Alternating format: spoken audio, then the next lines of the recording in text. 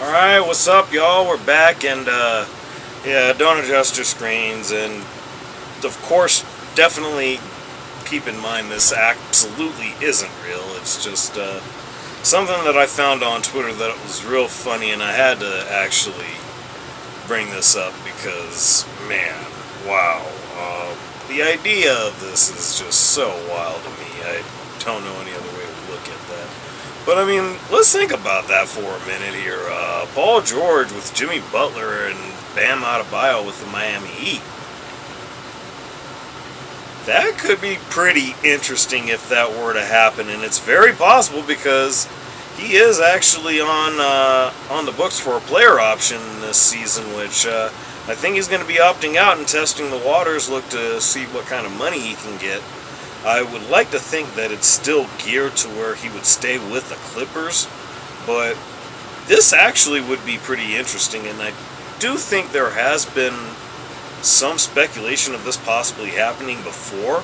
I don't know if it necessarily involved Paul George, but I mean, I feel like this is something that's a thing pretty much every free agency offseason.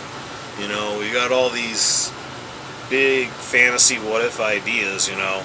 Like, for example, I've got my boy D Mamba, shout out to him. I mean, he's going to be checking this out for a particular reason as we get to the end of the video here, but, like, we're talking about possibilities of guys like DeMar DeRozan. I mean, he's a free agent this year. He'll probably wind up going to the Lakers, or I don't know. I just don't know if I see that much of a scenario where he stays in Chicago. It's possible. Again, things are geared to where it's favored that way because you just make more money. You get an additional year on your deal, to where you go to another team, it's 4 years, you stay where you're at, it's 5 years, which is where the next topic we're going to go into is going to be really, really interesting. But, I mean, just imagining what that would be like with Paul George, Jimmy Butler, and Bam Adebayo. And, wow. If that were to happen, I'd have to say that's a very, very potent big three that we're dealing with here. I'm not sure how the dynamic of this lineup would work. I still am of the mindset that they need to get a big that can move Bam over to power forward, and let's see where it goes from there. I mean, you can move Jimmy back to 2, Paul George could be the 3. I like that idea.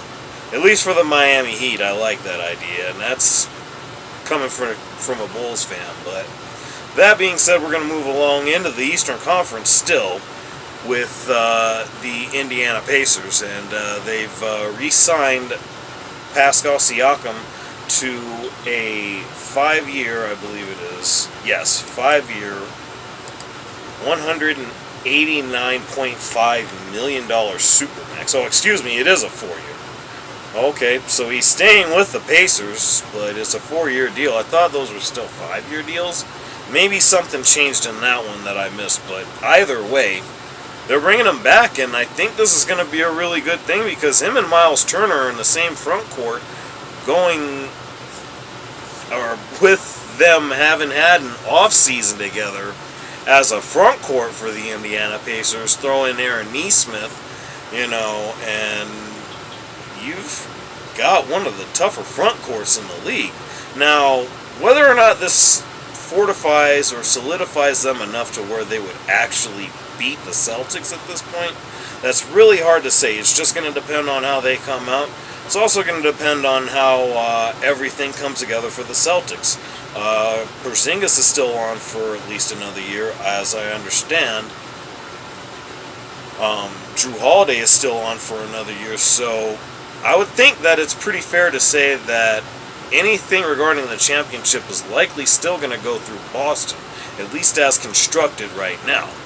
But I'd like to think that the Pacers, somewhere along the way, might actually prove to be something of a threat, especially as they grow together. I mean, we've seen what Tyrese Halliburton is capable of. Aaron Nebard, yeah, and I'm actually memorizing names now this time, but Aaron Nebard, who I feel like was low-key one of the more impressive stories of the playoffs. And, you know, there was a reason that there was a close sweep when it came to the Celtics taking out the Pacers in the Eastern Conference Finals. And no way is a sweep indicative of what the Pacers are truly capable of. I mean, again, these are games that could have gone either which way. And who knows what that would have led to in the long run, but I gotta feel like with as young as the pieces that they have are, especially Ben Mathurin from my Arizona Wildcats, bear down, you know, you gotta look at the Pacers as a threat. And again, where they stack up against Boston will still remain to be seen, but I think they're going to come out being one of the stronger teams out of the gates in the next season. And with that in mind, going into the next season, D-Mamba, pay attention. This is where I called your attention to this here.